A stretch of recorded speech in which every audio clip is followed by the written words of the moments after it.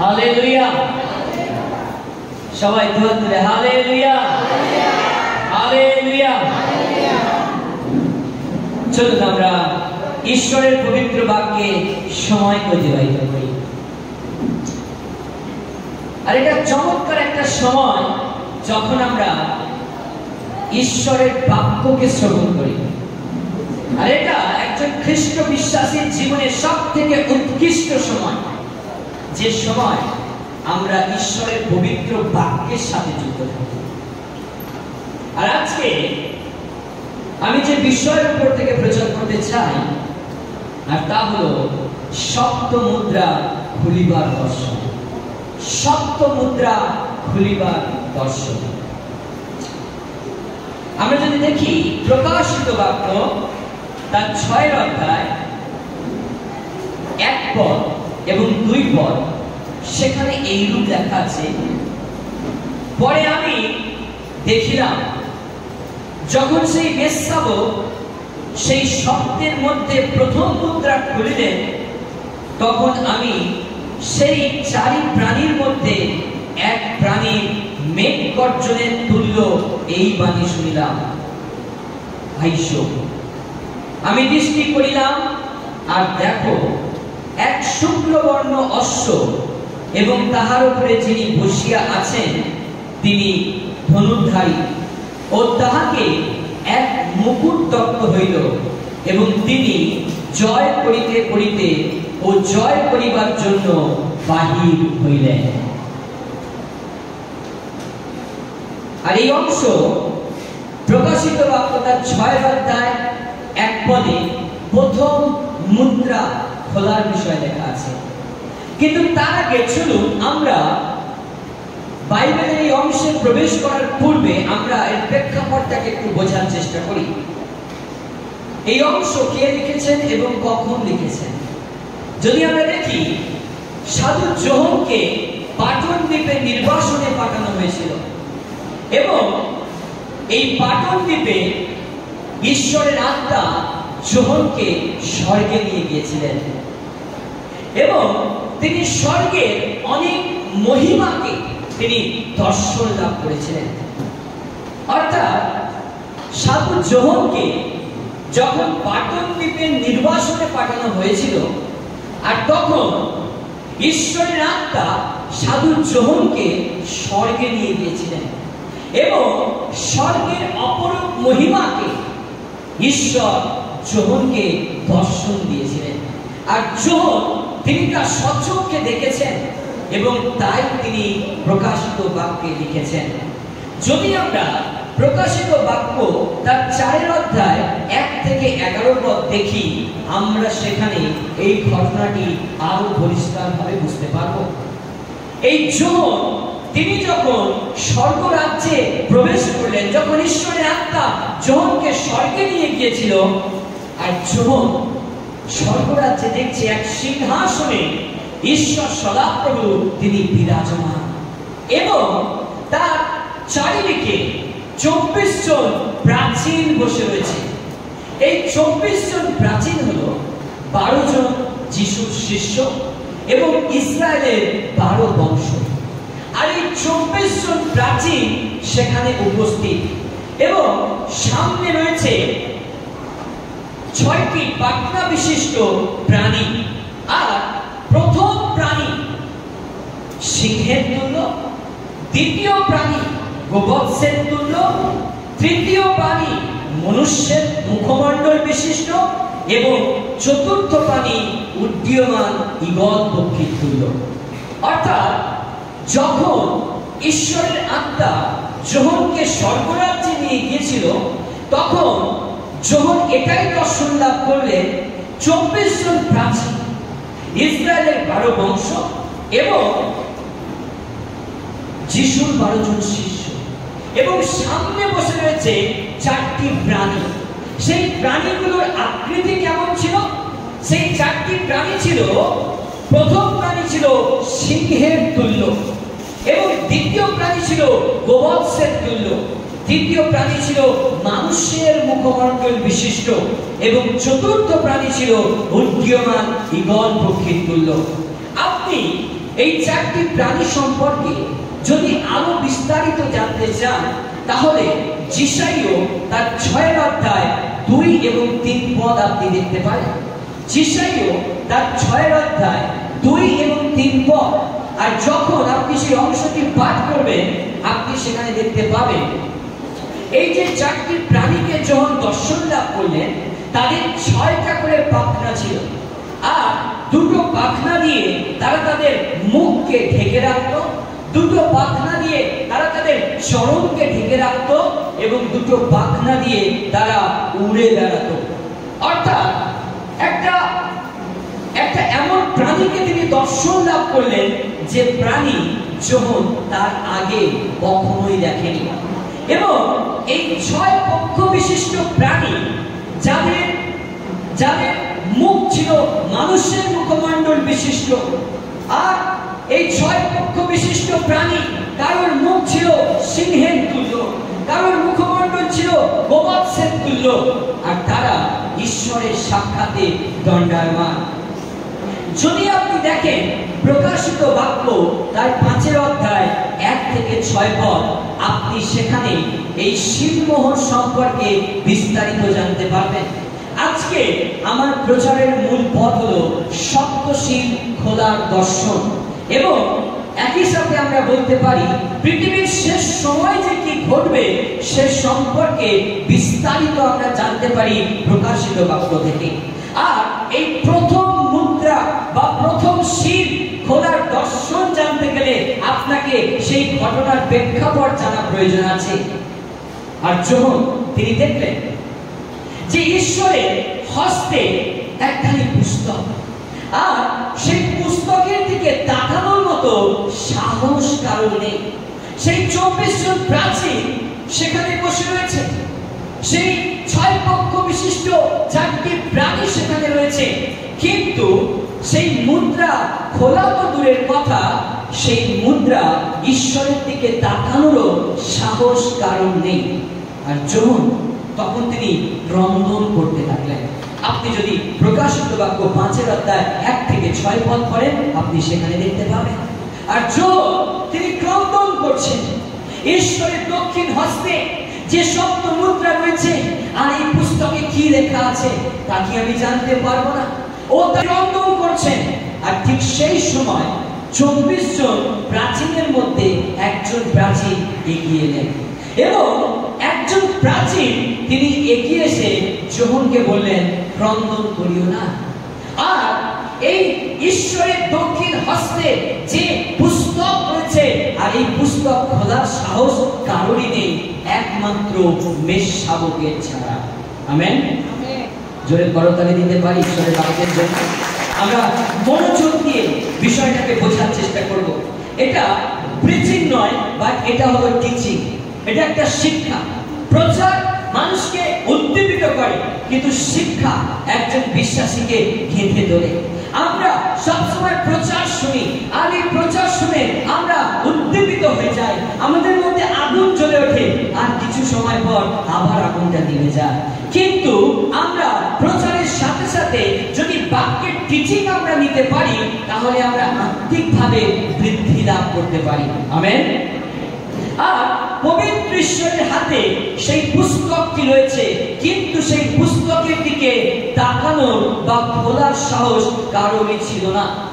এই পুস্তক সম্পর্কে যদি আপনি বিস্তারিত জানতে চান, কাগজের রোল বা লেখার উদ্দেশ্যে ব্যবহৃত বিশেষ ধরনের একটা পাতলা চামড়া, অনেক সময় এই ধরনের গোটানো পুঁতি দিয়ে বাইরে থেকে বন্ধ করে সিলমোহর করে রাখা হতো। মানে ঈশ্বরের দক্ষিণ হস্তে যে পুস্তকটা ছিল, আর তার বর্ণনা আমরা এইভাবে বাইবেলে পাই, যদি গভীরভাবে অধ্যয়ন করি আমরা দেখতে পাই একটা পাতলা চামড়া যার উপরে কিছু লেখা রয়েছে, আর সেই চামড়াটাকে গুটিয়ে তা সিলমোহর করা রয়েছে। আর বাইবেল বিস্তারিত আমাদেরকে শিক্ষা দেয় ঈশ্বরের দক্ষিণ হস্তে এরকম পুঁথি ছিল, আর যে সপ্ত মুদ্রা খোলার সাহস কারোরই ছিল না। আর যখন তিনি স্বর্গের মহিমাকে দর্শন লাভ করছেন, আর তখন এই পুস্তকে কি লেখা আছে, এই শব্দ মুদ্রাতে কি লেখা আছে, আর এটা জানার জন্য তিনি ক্রন্দন করতে লাগলেন, তিনি রোদন করতে লাগলেন। ও প্রভু, আমি যে এসেছি, আমি কি জানতে পারবো না, আমি কি বুঝতে পারবো না? প্রভু, তোমার হস্তে কি আছে? পিতা ঈশ্বরের দক্ষিণ হস্তে কি লেখা আছে? আর সেই সময় 12 জন 24 জন প্রাচীনের মধ্যে একজন প্রাচীন এগিয়ে আসলেন এবং যোহনকে বললেন, যোহন, ক্রন্দন করিও না। এই পুস্তক খোলার শক্তি, এই পুস্তক খোলার সাহস, এই পুস্তক খোলার যোগ্যতা একজনেরই রয়েছে, যিনি মৃত্যুকে জয় করে এসেছেন। তখন জীবন আনন্দিত হয়। এই মৃত্যুকে জয় করেছে একমাত্র প্রভু যীশু খ্রিস্ট। বাইবেল সেখানে বলছে মেষশাবক। যদি আপনি দেখেন প্রথম পিতর 1:19 পদ, আপনি সেখানে দেখতে পাবেন যে এই পুস্তক খোলার ক্ষমতা একমাত্র মেষশাবকের রয়েছে, যিনি জিহুদা বংশীয় সিংহ। আমরা যখন এই অংশটা পাঠ করি, জিহুদা বংশীয় সিংহ, মেষশাবক, আমরা তখন এর গভীরে প্রবেশ করতে পারি না। কিন্তু জিহুদা বংশীয় সিংহ হলো প্রভু যীশু খ্রিস্ট। আর তার প্রমাণ আমরা পাই যিশাইয় 11:10 পদে। যদি আপনি যিশাইয় তার 11:10 পদ পাঠ করেন, সেখানে স্পষ্ট লেখা আছে প্রভু যীশু খ্রিস্টই হলেন সেই জিহুদা বংশীয় সিংহ। এবং প্রকাশিত বাক্য বলছে সেই পুস্তক খোলার সাহস রয়েছে মেষশাবকের, এবং যীশু খ্রিস্ট হলেন সেই মেষশাবক। প্রথম পিতর 1:19 পদ কিংবা যোহন তার 1:29 পদ, আপনি সেখানেও দেখতে পারেন খ্রিস্ট যিশুকে মেষশাবক রূপে দেখানো হয়েছে। আর যোহন তিনি বলেছেন, আমি তোমাদেরকে জলে বাপ্তিস্ম দিচ্ছি বটে, কিন্তু আমার পরে যিনি আসছেন তিনি তোমাদেরকে পবিত্র আত্মায় ও অগ্নিতে বাপ্তিস্ম দেবেন। সেই মেষশাবক যিনি জগতের পাপভার লইয়া যান, আর যীশু খ্রিস্টকে মেষশাবক রূপে দেখানো হয়েছে। এছাড়াও প্রথম করিন্থীয় 5:7 পদেও আপনি দেখতে পারেন সেখানে খ্রিস্ট যিশুকে মেষশাবক বলা হয়েছে। এই 24 জন প্রাচীন বা সাধুদের মধ্যে একজন এগিয়ে এসে যোহনের ক্রন্দনকে বন্ধ করেছিলেন। এই 24 জন প্রাচীনের মধ্যে একজন প্রাচীন এগিয়ে এসে যোহনকে বলেছিলেন, রোদন করিও না, এই পুস্তক খোলার সাহস মেষশাবকেরই রয়েছে। আমেন। তিনি বলেন দাউদ বংশের মূল স্বরূপ, এবং তিনি ওই পুস্তক খোলার জন্য বিজয়ী হয়েছেন। তিনি হলেন প্রভু যীশু খ্রিস্ট। জোরে করতালি দেই যিশুর জন্য। যে যীশু খ্রিস্টকে ক্ষতবিক্ষত করা হয়েছিল, এবং যে যীশু খ্রিস্ট মৃত্যুকে জয়লাভ করেছিলেন, এবং এই 24 জন প্রাচীন এবং এই 4টি প্রাণী, যাদের 6টি করে পক্ষ রয়েছে, আর তারা অবিরত স্বর্গে ঈশ্বরের প্রশংসা করছে, প্রভু যীশু খ্রিস্টের গৌরব করছে, প্রভু যীশু খ্রিস্টের মহিমা করছে। তাহলে আমাদের কত উচিত যিশুর প্রশংসা করা। আমরা হয়তো অনেক সময় সারাটা দিনের মধ্যে আমরা একবার প্রভুকে গৌরব প্রশংসা দিতে পারি না, কিন্তু যদি আপনি দেখেন যোহন পাটন দ্বীপে থাকাকালীন ঈশ্বরের আত্মা যখন যোহনকে স্বর্গে নিয়ে গিয়েছিল, আর যোহন সচক্ষে দেখেছে স্বর্গের দূতগণ 24 জন প্রাচীন, আর তারা অবিরত প্রভু যীশু খ্রিস্টকে গৌরব দিচ্ছে, প্রভু যীশু খ্রিস্টের প্রশংসা করছে, প্রভু যীশু খ্রিস্টের মহিমা করছে, কারণ তিনি একমাত্র ব্যক্তি যিনি ওই সপ্ত মুদ্রাকে খুলতে পারেন। ফিলিপিও তার 2 যদি 10 পদ আপনি দেখেন, আপনি সেখানেও দেখতে পারেন। আজকে আমাদের প্রচারের মূল বিষয় হলো সপ্তশীল খোলা দর্শন।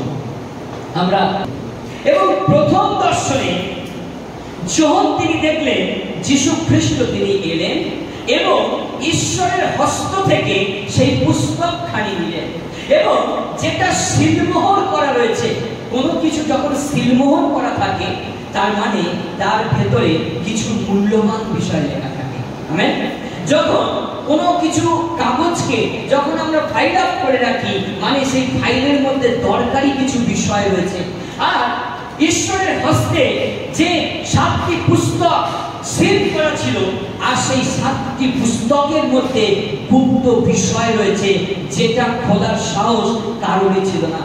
আর যীশু খ্রিস্ট তিনি এলেন, আর যীশু খ্রিস্টকে যখন আহ্বান করা হলো, তখন তিনি ঈশ্বরের হস্ত থেকে প্রথম মুদ্রাকে নিলেন, প্রথম পুস্তককে নিলেন, এবং প্রথম সিল যখন তিনি খুললেন, আর প্রকাশিত বাক্য 6 অধ্যায় 1 এবং 2 পদে লেখা আছে কি ঘটনা ঘটলো। বলছে, পরে আমি দেখিলাম যখন সেই মেষশাবক, অর্থাৎ মেষশাবক বলতে কাকে বোঝানো হয়েছে? জোরে বলি, কাকে বোঝানো হয়েছে? প্রভু যীশু খ্রিস্ট। এবং যখন বলছে, যখন সেই মেষশাবক সেই শব্দের মধ্যে প্রথম মুদ্রা খুললেন, তখন আমি সেই 4 প্রাণীর মধ্যে এক প্রাণীর মেঘ গর্জনের তুল্য এই বাণী শুনিলাম, আইসো।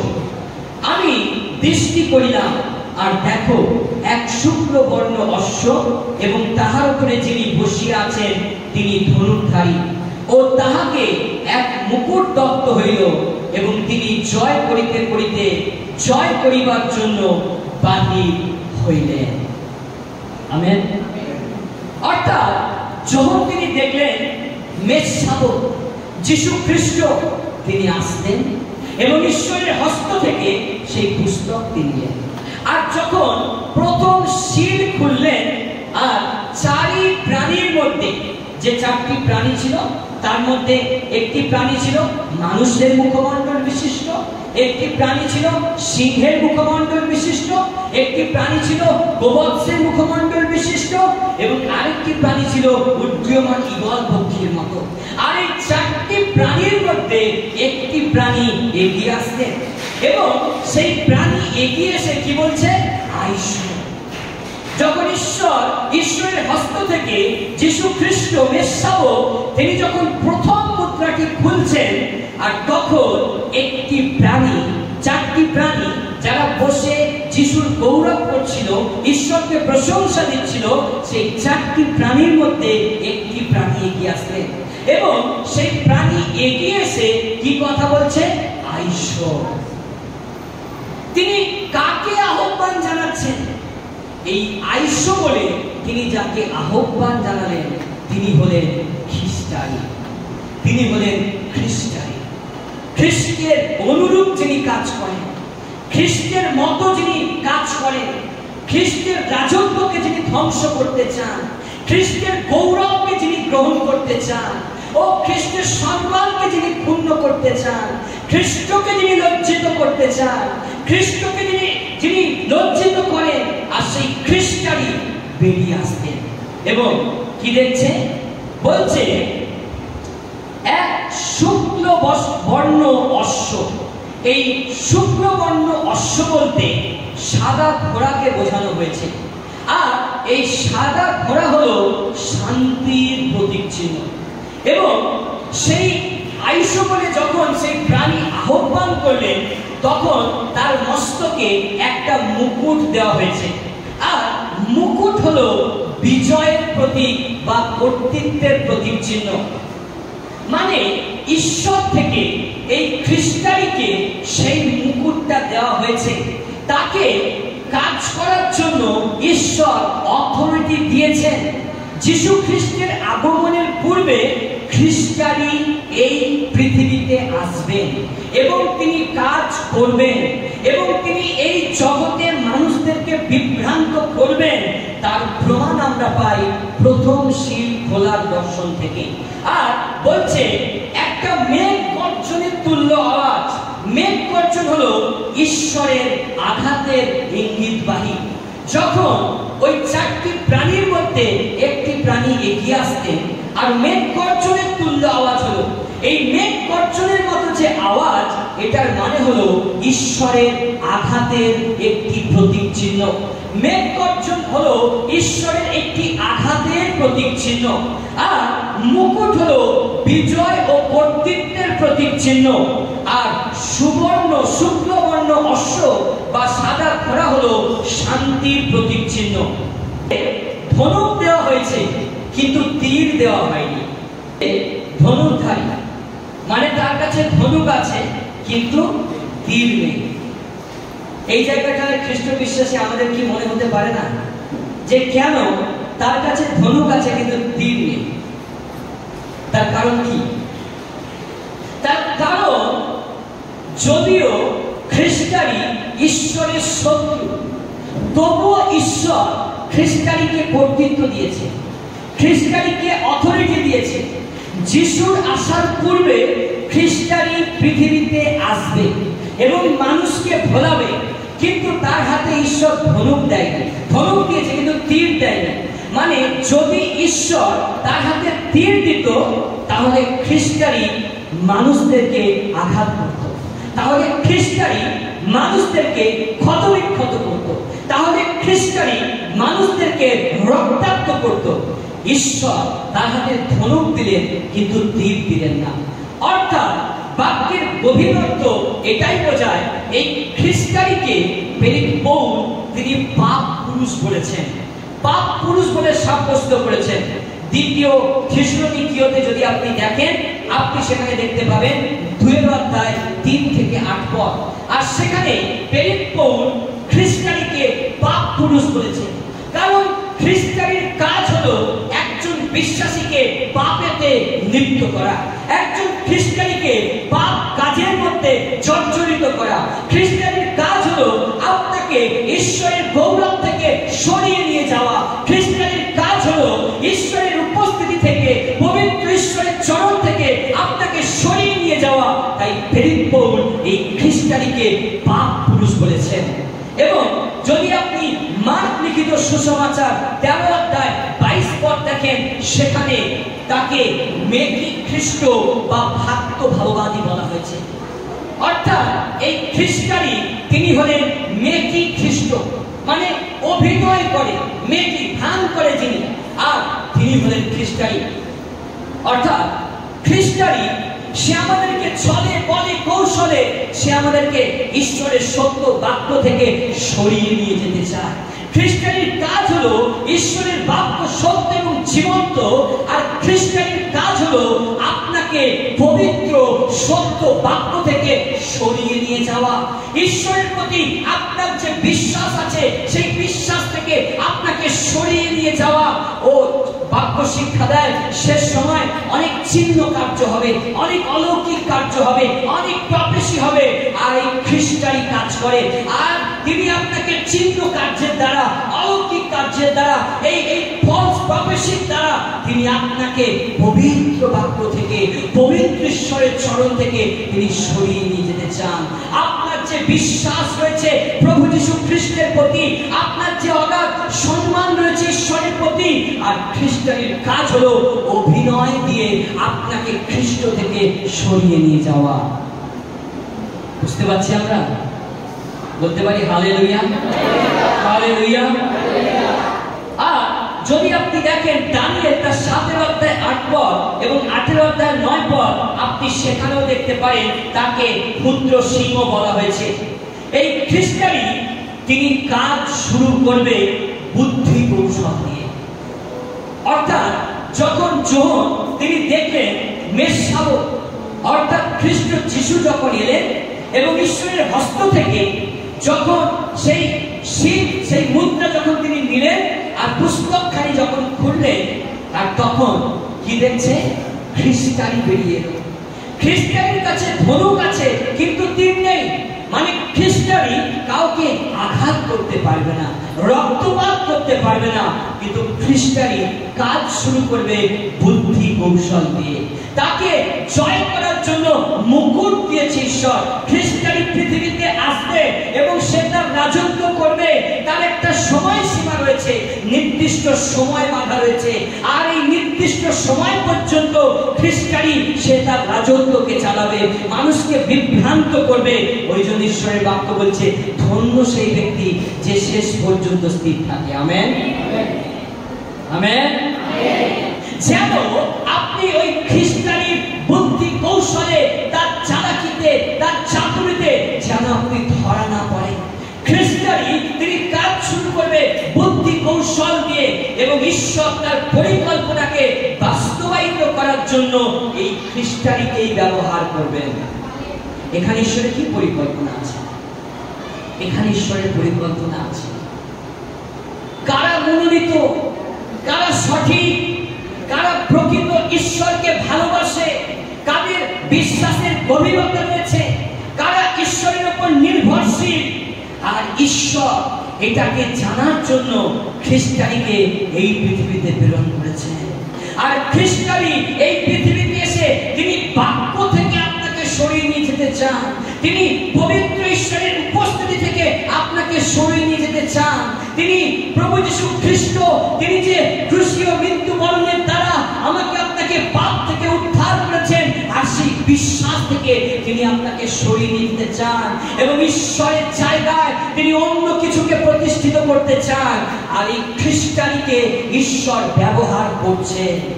অলরেডি এই শেষ সময় খ্রিস্টানিকে ঈশ্বর ব্যবহার করছেন, কারণ তার একটা নির্দিষ্ট সময় সীমা রয়েছে। একটা নির্দিষ্ট সময় পর্যন্ত খ্রিস্টানি কাজ করতে পারবে, তারপর তার টাইম শেষ হয়ে যাবে। আর খ্রিস্টানি তিনি রাজনৈতিকভাবে নিজেকে প্রতিষ্ঠিত করবে। শেষ সময়, যখন শেষ সময় আসবে, তখন একটা গোষ্ঠী, একটা জাতি তৈরি হবে, একটা রাজনৈতিক দল তৈরি হবে, যে দল একটা দেশকে পরিচালনা করবে, একটা রাজ্যকে পরিচালনা করবে, একটা জাতি হবে সারা ওয়ার্ল্ডকে পরিচালনা করবে। আর নিজেকে প্রতিষ্ঠিত করতে তারা সফল হবে। অর্থাৎ খ্রিস্টানির মাথায় মুকুট দেওয়া হয়েছে। মুকুট হলো বিজয়ের প্রতীক চিহ্ন, কর্তৃত্বের প্রতীক চিহ্ন। ঈশ্বর অথরিটি দিয়েছেন খ্রিস্টানিকে। খ্রিস্টানি পৃথিবীতে আসবে এবং তিনি জয়লাভ করবে। সে একটি রাজনৈতিক সংগঠনকে তৈরি করবে, একটা টিমকে তৈরি করবে, একটা দলকে তৈরি করবে, আর যে দল সারা পৃথিবীর উপরে রাজত্ব করবে। স্বর্গে একটা সিল খোলা হচ্ছে, কিন্তু তার প্রতিক্রিয়া কোথায় হচ্ছে? পৃথিবীতে। পৃথিবীতে প্রকাশিত বাক্যে যদি আমরা 6 অধ্যায় 1-2 পদ দেখি, যখন স্বর্গের মেষশাবক অর্থাৎ প্রভু যীশু খ্রিস্ট প্রথম সিল খুলছে, তার ঘটনা ঘটছে এই পৃথিবীতে, যেখানে ঈশ্বরের গৌরব, ঈশ্বরের প্রশংসা, ঈশ্বরের মহিমা, যেখানে মণ্ডলী। আর সেখানে গিয়ে দেখবেন তারা চার্চগুলোকে বন্ধ করছে। এছাড়াও দেখবেন কিছু ভক্ত ভাববাদী রয়েছে। এই খ্রিস্টানির কাজের ভাগ আছে, তারা কয়েকটি ভাগে বিভক্ত রয়েছে। রাজনৈতিকভাবে তারা খ্রিস্ট থেকে মানুষকে সরিয়ে নিয়ে যাচ্ছে, এবং ফলস টিচিং এবং ফলস প্রফেসি, এটাও খ্রিস্টানির কাজ। যারা ঈশ্বরের বাক্য থেকে আপনাকে সরিয়ে নিয়ে যেতে চায়, ও আপনার জীবনে একটা প্রফেসি করে দিল, ও আপনার একটা লটারি লাগবে, আপনি 1 কোটি টাকা পেতে চলেছেন, আর আপনি 1 মাস ভোর টিকিট কাটছেন, কোন একদিন লটারি আপনি পেয়ে গেলেন। তাহলে কি সত্যি ওখানে ঈশ্বর দ্বারা আপনি অর্থটা পেয়েছেন? এবং মনে রাখবেন, এটার একটা সময় সীমা রয়েছে, এবং সেই সঠিক সময়ের মধ্যে তাকে কাজ শেষ করতে হবে। আমরা দ্বিতীয় মুদ্রা খোলার বিষয় দেখব। আমরা দেখলাম প্রথম সিল খোলার দর্শন। যখন প্রথম সিল খোলা হলো, মেষশাবক প্রভু যীশু খ্রিস্ট তিনি আসলেন, ঈশ্বরের দক্ষিণ হস্ত থেকে পুস্তকখানি গ্রহণ করিলেন, এবং প্রথম মুদ্রা যখন খুলিলেন, তখন 4টি প্রাণীর মধ্যে একটি প্রাণী এগিয়ে আসলো। যে 4টি প্রাণী ছিল, একজনের মুখ ছিল মানুষের মুখমণ্ডল বিশিষ্ট, একজনের মুখ ছিল গোবৎসের মুখমণ্ডল বিশিষ্ট, একজনের মুখ ছিল সিংহের মুখমণ্ডল বিশিষ্ট, এবং একজনের মুখ ছিল ঈগল পক্ষীর ন্যায়। আর আইসো বলে আহ্বান জানালেন খ্রিস্টানিকে, আর সে সাদা ঘোড়ার উপরে চলে আসছে। সাদা ঘোড়া হলো শান্তির প্রতীক চিহ্ন। আর খ্রিস্টানির মস্তকে কি রয়েছে? মুকুট। মানে তিনি পৃথিবীতে আসবেন এবং নিজেকে প্রতিষ্ঠিত করবেন, জয়লাভ করবেন রাজনৈতিকভাবে, ফলস টিচিং এর দ্বারা তিনি কিন্তু জয়লাভ করবেন। আর ঈশ্বর থেকে তাকে এই অথরিটি, এই ক্ষমতা, এই অধিকার দেওয়া হয়েছে। কিন্তু খ্রিস্টানেরও কাজ করার একটা নির্দিষ্ট সময়সীমা থাকবে। কিন্তু গুপ্ত বিষয়টা, তার কাছে ধনুক দেওয়া হয়েছে, তীর দেওয়া হয়নি। তাই ধনুক দেওয়া হয়েছে, তীর দেওয়া হয়নি, মানে সে রক্তপাত করে কাজ শুরু করবে না। খ্রিস্টানি যখন আসবে সে বুদ্ধি কৌশল দিয়ে আপনাকে খ্রিস্ট থেকে সরিয়ে নিয়ে যাবে। প্রথম মুদ্রা খোলার বিষয়টাকে আমরা বুঝতে পেরেছি। জোরে প্রবচিত করতালি দিতে পারি।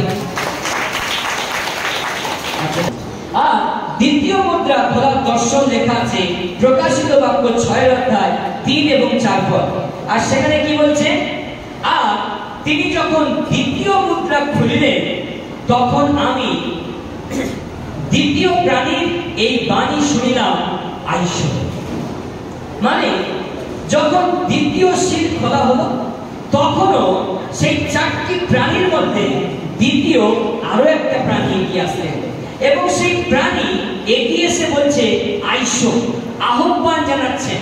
পরে আরেকটি অশ্ব বাহির হইল, সেটি লোহিত বর্ণ। আন্ডারলাইন করুন জায়গাটা। প্রথম যে ঘোড়াটা বেরিয়ে এসেছিল সেটা ছিল শুক্ল বর্ণ, সাদা, শান্তির প্রতীক চিহ্ন। কিন্তু যখন দ্বিতীয় মুদ্রা খোলা হলো, তখন দ্বিতীয় মুদ্রা খোলার সাথে সাথে আরো একটা ঘোড়া বেরিয়ে এলো, যে ঘোড়ার রং ছিল লোহিত বর্ণ। বলছে, যে তাহার উপরে বসিয়া আছে তাহাকে ক্ষমতা দত্ত হইল, যেন সে পৃথিবী হইতে শান্তি অপহরণ করে, আর যেন মনুষ্যেরা পরস্পরকে বধ করে, এবং একখান বৃহৎ খড়গ তাহাকে দত্ত হইল। মনোযোগ দিয়ে শুনবেন। প্রথম যে প্রাণী বেরিয়ে এসেছিল, সেই যে ঘোড়াটা, তার রং ছিল শুক্ল বর্ণ এবং তার হাতে ধনুক ছিল, কিন্তু তীর ছিল না। অর্থাৎ তিনি বুদ্ধি কৌশল দিয়ে মানুষকে ভোলাবে, কিন্তু আঘাত করতে পারবে না। আর যীশু খ্রিস্ট তিনি যখন ঈশ্বরের দক্ষিণ হস্ত থেকে দ্বিতীয় পুস্তকটি নিলেন এবং সেই দ্বিতীয় পুস্তকের সিল যখন খুললেন, 4টি প্রাণীর মধ্যে দ্বিতীয় আরো একটা প্রাণী বেরিয়ে আসলো। আর দ্বিতীয় প্রাণী বেরিয়ে এসে কি বলছে? আইসো। তিনিও আহ্বান জানাচ্ছেন। আর যখনই আইসো বলে আহ্বান জানালেন, তখন একটি লোহিত বর্ণের অশ্ব বেরিয়ে এলো, লাল রঙের ঘোড়া। যদি আমরা দেখি, এই লোহিত বর্ণ, লাল রং হলো রক্তের প্রতীক চিহ্ন, রক্তের প্রতীক চিহ্ন। এবং তার হাতে বৃহৎ একখানা খড়গ দেওয়া হলো এবং তাকে কিছু অধিকার দেওয়া হয়েছে। বলছে, সে পৃথিবী হইতে শান্তি অপহরণ করে এবং যেন মনুষ্যেরা পরস্পরকে বধ করে, এবং একখান বৃহৎ খড়গ তাহাকে দত্ত হইল। এই বৃহৎ খড়গ এর অর্থ হলো পৃথিবীতে ব্যাপক আকারে যুদ্ধ, হানাহানি, রক্তপাত শুরু হয়ে যাবে। মানে যখন স্বর্গে দ্বিতীয় সিল খোলা হয়েছে, আর যখন তিনি কি দর্শন লাভ করছেন? যখন দেখছেন, যখন যীশু খ্রিস্ট ঈশ্বরের মেষশাবক যখন দ্বিতীয় সিলটা খুললেন, আর একটা লোহিত বর্ণের একটা অশ্ব বেরিয়ে আসলো, যার হাতে একখানা খড়গ দেওয়া হয়েছে। আর এই বৃহৎ খড়গের প্রতীক চিহ্ন হলো খুনোখুনি, হানাহানি, রক্তপাত, যুদ্ধ। আর পৃথিবীতে যুদ্ধ শুরু হবে। স্বর্গে যখন এই দ্বিতীয় সিল খ্রিস্ট যীশু খুললেন, আর এই পৃথিবীতে তার প্রতিক্রিয়া আমরা দেখতে পাই। অলরেডি এই পৃথিবীতে দ্বিতীয় সিল খোলার ঘটনাটি ঘটতে চলেছে এবং কন্টিনিউ ঘটছে। আমরা সেটা বুঝতে পারছি। আমেন। যদি আমরা দেখি, দেশে দেশে যুদ্ধ বেড়ে যাচ্ছে। কোন দেশের প্রধানমন্ত্রীকে সেই দেশের নাগরিক তারা রক্তপাত করছে,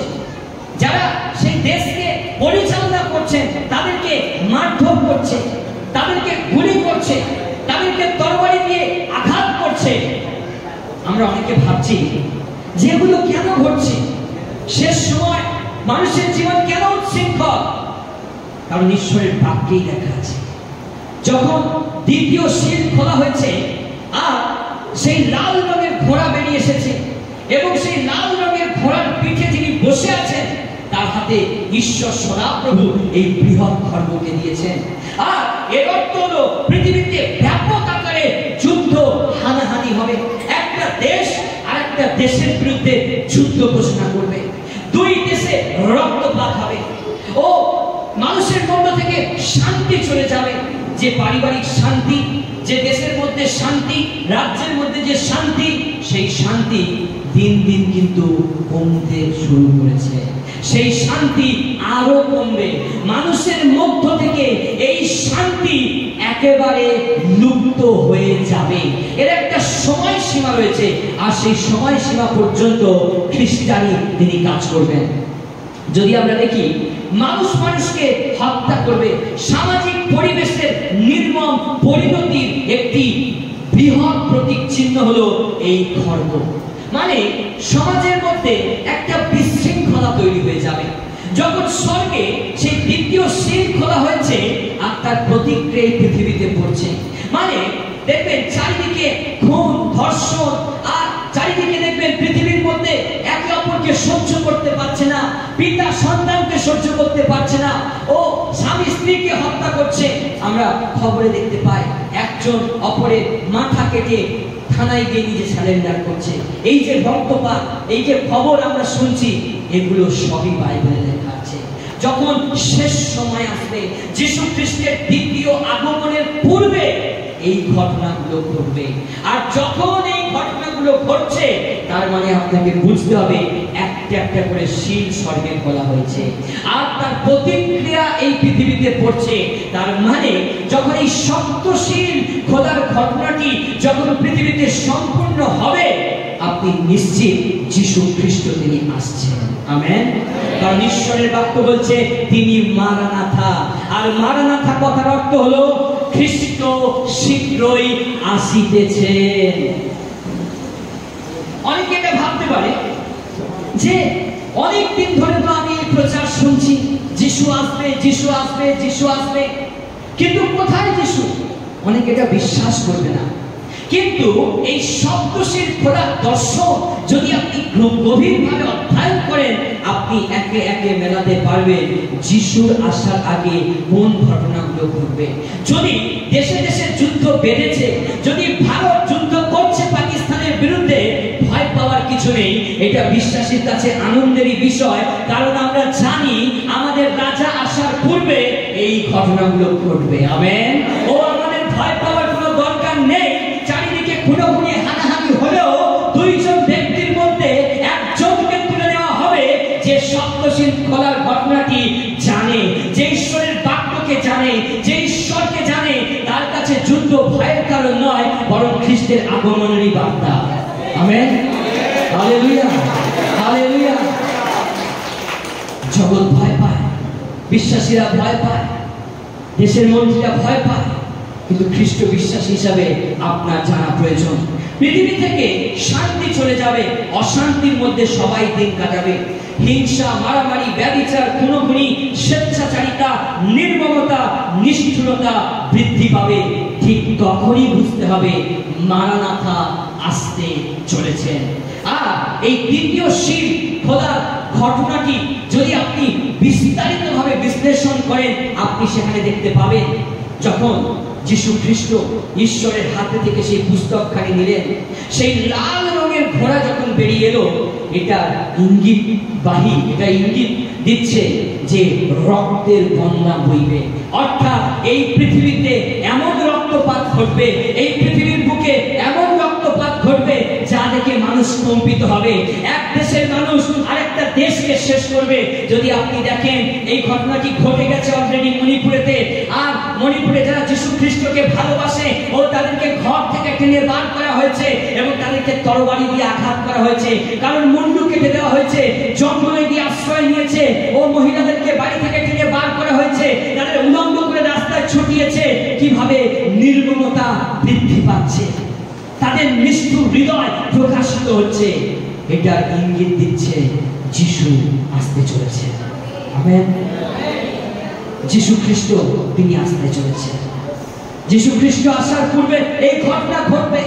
মানুষের মধ্য থেকে শান্তি চলে যাবে, মানুষের মধ্য থেকে মানুষ স্বেচ্ছাচারী হয়ে যাবে, তাদের মধ্যে প্রেম ভালোবাসা থাকবে না, তাদের মধ্যে আন্তরিকতা থাকবে না। তারা একে অপরকে খুন করবে, হত্যা করবে, অত্যাচার করবে, শোষণ করবে, লুট করবে, একে অপরকে কেবলই ধ্বংস করতে চাইবে এবং রক্ত দেখার জন্য ব্যাকুল হবে।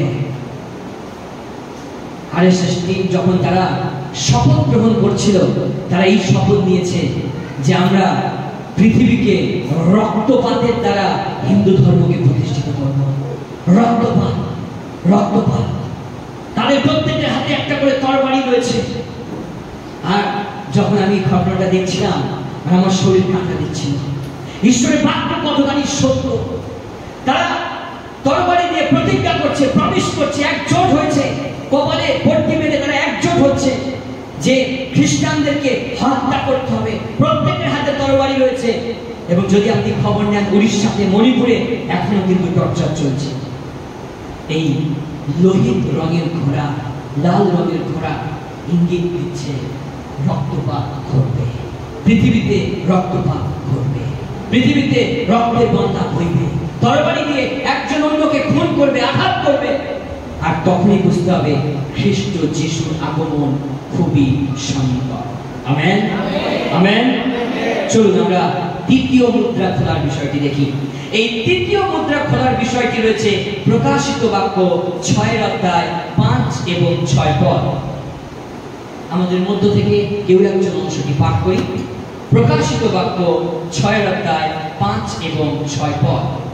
পরে তিনি যখন তৃতীয় মুদ্রা খুলিলেন, তখন আমি তৃতীয় প্রাণীর এই বাণী শুনলাম, আইসো।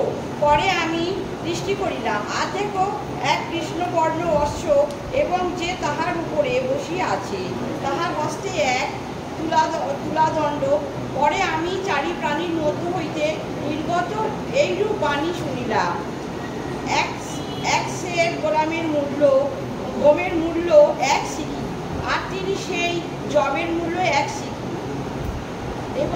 এবং তুমি তৈলের ও দ্রাক্ষারসের হিংসা করিও না। পরে তিনি যখন চতুর্থ মুদ্রা খুলিলেন, তখন আমি চতুর্থ প্রাণীর বাণী শুনিলাম, আইসো। আমেন। যদি আমরা প্রকাশিত বাক্য 6 অধ্যায় 5 এবং 6 পদ দেখি, আমরা তৃতীয় মুদ্রা খোলার বিষয় দেখতে পাই। যখন তিনি দর্শন লাভ করেছিলেন, যখন তৃতীয় মুদ্রা খোলা হলো, তখন তৃতীয় প্রাণীর মধ্যে একটি প্রাণী বেরিয়ে আসলো এবং তিনি এই বাণী বললেন, আইসো। মানে তিনিও কাউকে আহ্বান জানাচ্ছেন। এবং আহ্বান জানানোর সাথে সাথে এক কৃষ্ণবর্ণ অশ্ব এবং যে তাহার উপরে বসিয়া আছে তাহার হস্তে এক তুলাদণ্ড। পরে আমি চারি প্রাণীর মধ্য হইতে নির্গত এইরূপ বাণী শুনিলাম, 1 সের গমের মূল্য 1 সিকি, আর 3 সের জবের মূল্য 1 সিকি, এবং তুমি তৈলের ও দ্রাক্ষারসের হিংসা করিও না। প্রথম মুদ্রা যখন খোলা হয়েছিল, কি রঙের ঘোড়া বেরিয়ে এসেছিল? একটু জোরে বলুন। শুক্লবর্ণ অশ্ব। যখন দ্বিতীয় সিল খোলা হয়েছে, কি রঙের অশ্ব বেরিয়ে এসেছিল? লোহিত রঙের অশ্ব। আর যখন তৃতীয় মুদ্রা খোলা হলো, তখন কি বলছে? কৃষ্ণবর্ণ। এই কৃষ্ণবর্ণ অশ্ব, কৃষ্ণবর্ণ অশ্বের তাৎপর্য হলো দুর্ভিক্ষ, দেশে খাদ্যের অভাব দেখা দেবে। এই কৃষ্ণবর্ণ অশ্ব বলতে এখানে বোঝানো হয়েছে এটা দুর্ভিক্ষের একটা প্রতীক চিহ্ন। আর দেশে খাদ্যের অভাব দেখা দেবে এবং মানুষ যুদ্ধেতে লিপ্ত হবে। তাই শস্য ফলানোর দিকে মানুষের আগ্রহ দিন দিন কমে যাবে। মানে মানুষ যুদ্ধের সাজ সরঞ্জাম তৈরি করার জন্য, যুদ্ধের অস্ত্রশস্ত্র প্রস্তুত ব্যস্ত হয়ে যাবে, আর তাই তারা শস্য ফলানোর দিকে আর লক্ষ্য দেবে না, দৃষ্টি দেবে না। দেখবেন বর্তমান সময়ে মানুষ কিন্তু আর চাষের প্রতি বেশি আসক্ত নেই। আপনারা আমার সাথে একমত? আগে কিন্তু লক্ষ্য করে দেখবেন প্রত্যেক পরিবারে তারা যে ভাত খায় তারা শস্য ফলাতো, তারা চাষ করতো, ধান চাষ করতো। এখন গ্রামের দিকেও দেখা যায় তারা জমি অন্যকে দিয়ে দেয়। তার অর্থ কি? মানে চাষের প্রতি যে ইন্টারেস্ট সেটা কমে যাবে। আর এটা প্রকৃত বাক্যতেই লেখা আছে। তৃতীয় সিল যখন খোলা হয়েছে, তৃতীয় মুদ্রা যখন খোলা হয়েছে, আর তখন একটা কৃষ্ণবর্ণ অশ্ব কালো রঙের ঘোড়া বেরিয়ে এসেছে। বলছে এই কালো রং হলো বিভীষিকার প্রতীক চিহ্ন, এবং কালো রংকে মৃত্যুর সঙ্গে তুলনা করা হয়েছে, এবং মৃত ব্যক্তির জগৎকে হেডেস বা পাতাল বলা হয়েছে। যদি আপনি কিংস জেমস ভার্সন বাইবেল দেখেন, সেখানে এই কালো রংকে বর্ণনা করতে গিয়ে তারা বলছে হেডেস মানে পাতাল, একটি অন্ধকারময় স্থান বলে মনে করা হয়। অর্থাৎ যখন স্বর্গে এই তৃতীয় সিলটা খোলা হচ্ছে, এই পৃথিবীতে মানুষ যুদ্ধের প্রতি আসক্ত হচ্ছে। কিভাবে আমাদের দেশকে রক্ষা করা যায়, কিভাবে আরো শক্তিশালী করে তোলা যায়, কিভাবে আরো নতুন নতুন অস্ত্র দেশে তৈরি করা যায়। দেখবেন ভারত আগে অস্ত্রের দিক থেকে অনেক পিছিয়ে ছিল, কিন্তু বর্তমানে আমরা এটা যতটুকু আমরা খবর পাই, ভারত অস্ত্রের দিক থেকে অনেকটা এগিয়ে এসেছে এবং অনেক অস্ত্র শস্ত্র ভারত তৈরি করেছে। শুধু আমরা আমাদের দেশের জন্য নয়, কিন্তু অন্যান্য দেশ তারাও কিন্তু সেই অস্ত্র তৈরি করছে। অর্থাৎ প্রত্যেকটা দেশ তারা যুদ্ধের জন্য প্রস্তুতি নেবে, প্রত্যেকটা দেশ তারা নিজেদেরকে রক্ষা করার জন্য বিভিন্ন পারমাণবিক বোমাকে তারা তৈরি করবে, যে বোমার দ্বারা তারা একটা দেশকে হয়তো ধ্বংস করতে পারে, অনেক মানুষকে মেরে ফেলতে পারে, রক্তপাত ঘটাতে পারে, তাদেরকে পাতালে নিয়ে যেতে পারে, তাদেরকে মৃত্যুর দিকে ঠেলে দিতে পারে। আর এই রকম অস্ত্র শস্ত্র শেষ সময় মানুষ তৈরি করবে এবং দেশেতে দুর্ভিক্ষ দেখা দেবে, দুর্ভিক্ষ নেমে আসবে, খাদ্যের অভাব দেখা দিতে পারে। খ্রিস্টতে প্রিয় ভাই হবে, যদি আমরা দেখি তার হাতে একটা তুলাদণ্ড দেওয়া হয়েছে, বলছে এক সিকিম বা মুদ্রা ছিল 1 দিনার, যা ছিল কোন শ্রমিকের একদিনের মজুরির সমান। মানে কোন শ্রমিক যদি সারাদিন পরিশ্রম করে তার পারিশ্রমিক ছিল 1 দিনার। আর বাইবেল কত গভীরভাবে সেই অংশটাকে বিশ্লেষণ করছে, যে সময়ের কথা বলা হয়েছে তখন 1 দিনার এই পদে দেখানো হয়েছে 8 থেকে 16 গুণ বেশি খাদ্যশস্য পাওয়া যেত। মানে যখন যোহন এটা দর্শন লাভ করছিলেন, আর তখন 1 দিনারে মানুষ 8 থেকে 16 গুণ খাদ্য পেত। এবং দুর্ভিক্ষের সময় সাধারণ খাদ্যশস্যের মধ্যে দুটো খাদ্যকে দেখানো হয়েছে, গম এবং যব মূল্য বহু গুণে বৃদ্ধি পেত। মানে যখন এই পৃথিবীতে দুর্ভিক্ষ দেখা দেবে, তখন যেটা নিত্য প্রয়োজনীয় আমাদের খাদ্য সামগ্রী রয়েছে তার মূল্য বহুগুণ বৃদ্ধি পেয়ে যাবে। মানে যদি আমাদের ভাত, এটা আমাদের প্রধান খাদ্য, চালের দাম বৃদ্ধি পাবে, যেটা আমাদের নিত্য প্রয়োজনীয়। আর এখানে গম এবং যবকে দিয়ে তুলাদণ্ডের দ্বারা পরিমাপ করে দেখানো হয়েছে। শেষ সময় যিশু খ্রিস্টের আসার পূর্বে যখন দুর্ভিক্ষ দেখা দেবে, আর তখন এই রকম ঘটনাগুলো ঘটবে। আচ্ছা, যদি আমরা এটা দেখি কোভিড-19 এর সময়, তখন এক শ্রেণীর মানুষ তাদের হাতে অর্থ ছিল, কিন্তু এক শ্রেণীর মানুষের কাছে কিন্তু অর্থ ছিল না। ঠিক বলছিল? এক শ্রেণীর মানুষের কাছে অর্থ রয়েছে, কিন্তু এক শ্রেণীর মানুষের কাছে অর্থ ছিল না। তখন খাদ্য সামগ্রীর দামও কিন্তু ব্যাপক পরিমাণে বৃদ্ধি পেয়েছে। এক শ্রেণীর মানুষ সহযোগিতা করেছে, আর এক শ্রেণীর মানুষ সেই সহযোগিতাকে গ্রহণ করেছে। তাই বলছে এই মুদ্রা খোলার সময় প্রধান খাদ্য বস্তুগুলি অমিল হবে। মানে চাল ধীরে ধীরে লুপ্ত হয়ে যাবে। যদি প্রধান খাদ্য ভাত হয়ে থাকে, দেখবেন এবার প্লাস্টিকের চাল উঠছে। মানে যেটা আপনি মাঠে যে শস্য ফলিয়ে যে চাষের চাল, সেটা কিন্তু দিন দিন বন্ধ হয়ে যাবে। আর এটাই ইঙ্গিত দিচ্ছে যীশু খ্রিস্ট মারনাথা, তিনি শীঘ্রই আসতেছেন। আমেন। যেটা নিত্য প্রয়োজনীয় খাদ্য সামগ্রী, আর তার দাম বহুগুণে বৃদ্ধি পাবে এবং ধীরে ধীরে সেটা লুপ্ত হয়ে যাবে।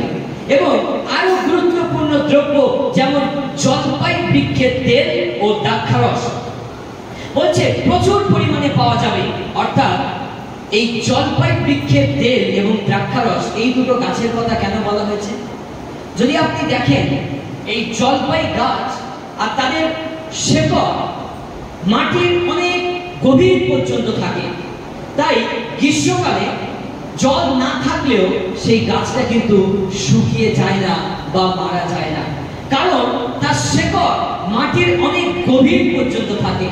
ঠিক একইভাবে দুর্ভিক্ষ আসবে, খাদ্যের অভাব ঘটবে, এক শ্রেণীর মানুষের কাছ থেকে অর্থ চলে যাবে, মহামারী দেখা দেবে, কিন্তু জলপাই গাছের সঙ্গে তুলনা করা হয়েছে। জলপাই গাছের শেকড় যেমন মাটির অনেক গভীরে থাকে, তার মানে বিশ্বাসীরা কেউ এই দুর্ভিক্ষে ধ্বংস হয়ে যাবে। আমেন। জোরে করতালি দিন প্রভুর জন্য। দুর্ভিক্ষ আসবে, মহামারী আসবে, রোগ আসবে, সমস্যা আসবে, খাদ্যের দাম বৃদ্ধি পাবে, মানুষ চাষ ছেড়ে দেবে, কিন্তু আপনি মারা যাবেন না। তার কারণ আপনার শেকড় খ্রিস্টের অনেক গভীরে আছে। আমেন। Hallelujah, hallelujah. তাই এখানে জলপাই গাছের সাথে তুলনা করা হয়েছে। জলপাই গাছ সে গ্রীষ্মের সময় তার শেকড় মাটির অনেক গভীরে থাকে, তাই সে বেঁচে থাকে, তার ধ্বংস করা যায় না। ঠিক একইভাবে একজন বিশ্বাসীর জীবনেও যখন অভাব আসবে, অর্থ কষ্ট আসবে, দেশে দুর্ভিক্ষ দেখা দেবে, সবাই ধ্বংস হলেও আপনি ধ্বংস হবেন না, কারণ আপনার শেকড় খ্রিস্টের গর্ভে রয়েছে। আমেন। হালেলুয়া। এবং এই সময় যুদ্ধের অস্ত্র-শস্ত্র তৈরি করার জন্য মানুষ বেশি ব্যস্ত থাকবে। আর এই জীববৃক্ষ এবং দ্রাক্ষালতার মূলকে মাটির অনেক গভীরতার সঙ্গে তুলনা করে বোঝাতে চেয়েছেন, যেন আমাদের মূল, আমাদের হৃদয় যেন খ্রিস্টের অনেক গভীরে থাকতে পারে। আমেন।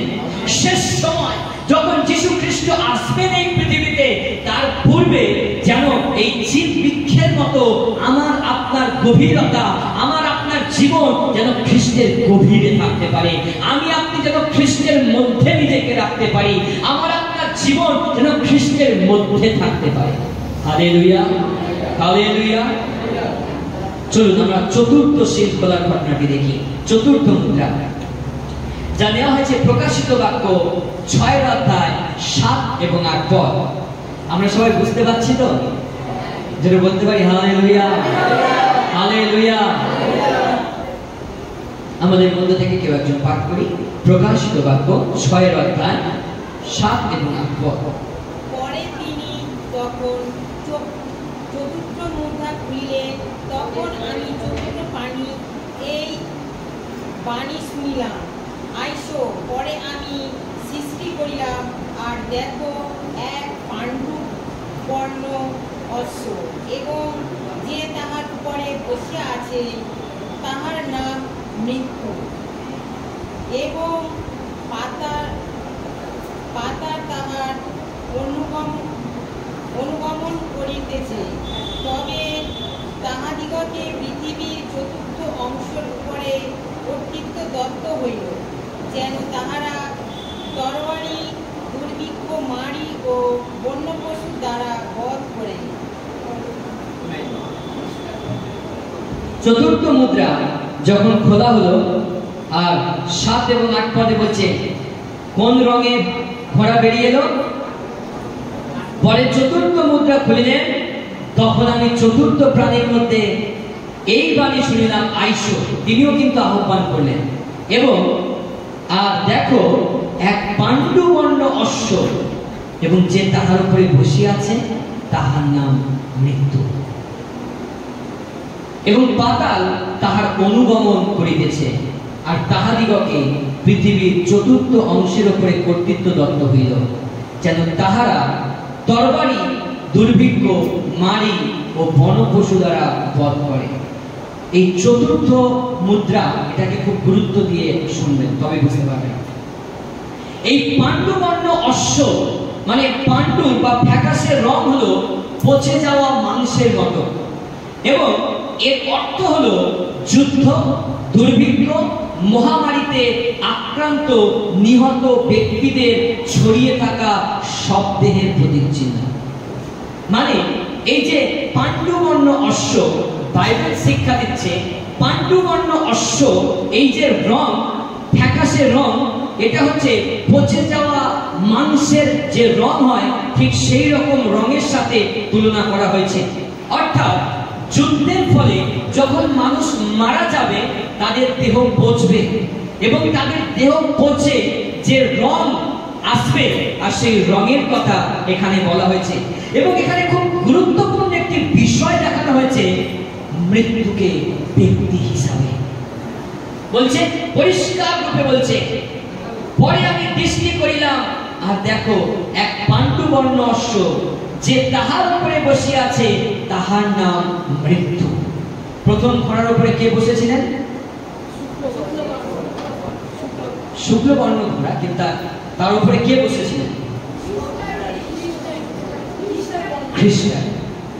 কিন্তু যখন আমরা চতুর্থ মুদ্রা, চতুর্থ সিল, যখন যীশু খ্রিস্ট ঈশ্বরের হস্ত থেকে সেই চতুর্থ সিল তিনি নিলেন, আর যখন সেই পত্রখানি নিয়ে সিলটা খুলছে আর বলছে পাণ্ডুবর্ণ অশ্ব বেরিয়ে এলো, এবং সেই ঘোড়ার পিঠে যিনি বসে আছেন আর তার নাম মৃত্যু। মানে মৃত্যুকে এখানে ব্যক্তি রূপে দেখানো হয়েছে, পাতালকেও এখানে এই অংশে ব্যক্তি রূপে দেখানো হয়েছে। অর্থাৎ যিশুর রক্তে, যারা যিশু খ্রিস্টের রক্তে নিজেদেরকে ধৌত করবে, পাতাল তাদেরকে ধরে রাখতে পারবে না। কিন্তু যারা যিশু খ্রিস্টের রক্তে নিজেকে শুচি ও ধৌত করবে না, যারা যিশু খ্রিস্টকে তাদের জীবনে পরিত্রাতা, মুক্তিদাতা রূপে স্বীকার করবে না, যখন যিশু খ্রিস্ট আসবেন, এই ব্যক্তি পাতাল রূপে যাকে দেখানো হয়েছে, পাতাল তাদেরকে আটকে রাখবে, পাতাল তাদেরকে ধরে রাখবে, ও তারা উঠতে পারবে না। তার কারণ তারা মৃত্যুকে যিনি জয় করেছেন সেই যিশু খ্রিস্টকেই গ্রহণ করেনি। খ্রিস্টকে প্রিয় মণ্ডলী, এখানে যদি আমরা দেখি, এই মৃত্যু থেকে যখন আমাদের মাটির দেহ সমাধিস্থ করা হবে, যখন আমাদের দেহ মাটির সাথে মিশে যাবে, যিশু খ্রিস্ট যখন তিনি আসবেন, তখন আপনি মৃত্যুর উপরে জয়লাভ করবেন। বাক্য বলছে যারা প্রভুতে নিদ্রিত তারা প্রথমে উঠবে। কিন্তু যারা প্রভুতে নিদ্রিত নয়, যারা খ্রিস্টকে গ্রহণ করেনি, যারা যিশুকে তাদের জীবনে পরিত্রাতা রূপে স্বীকার করেনি, সেই দিন কিন্তু তাদেরকে পাতাল ধরে রাখবে। অর্থাৎ অন্ধকারময় দেশ পাতাল, সেই অন্ধকারাচ্ছন্ন জায়গা, আর সেই পাতালকে এখানে ব্যক্তি রূপে দেখানো হয়েছে।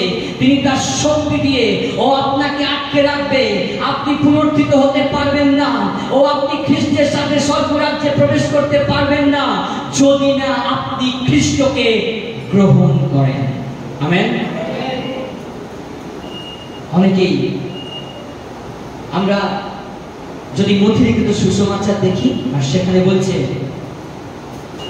মথিলিখিত সুসমাচার তার 12 অধ্যায় যদি আমরা দেখি, বলছে যে কেউ এই পৃথিবীতে আমাকে প্রভু বলিয়া স্বীকার করে, আমিও স্বর্গস্থ পিতার নিকটে তাহাকে স্বীকার করিব। আমেন। যদি আপনি স্বীকার করেন প্রভু যীশু খ্রিস্ট তিনি আপনার মুক্তিদাতা, যদি আপনি স্বীকার করেন প্রভু যীশু খ্রিস্ট তিনি আপনার পরিত্রাতা, প্রভু যীশু খ্রিস্ট তিনি মৃত্যুকে জয় করে উঠেছেন, তাহলে সেই মৃত্যুঞ্জয়ী খ্রিস্টের সাথে আপনিও পাতালের সেই কবর ছেড়ে আপনিও বেরিয়ে আসতে পারবেন এবং প্রথম পুনরুত্থানের সাক্ষী হবেন। আমেন। আমরা লিখিত সুসমাচার 11 অধ্যায় 25 এবং 26 পদ দেখেন, সেখানে যিশু খ্রিস্ট নিজেকে পুনরুত্থান ও জীবন বলে দাবি করেছেন। কেউ একজন অংশটি পাঠ করি। যোহন লিখিত সুসমাচার 11 অধ্যায় 25 এবং 26 পদ।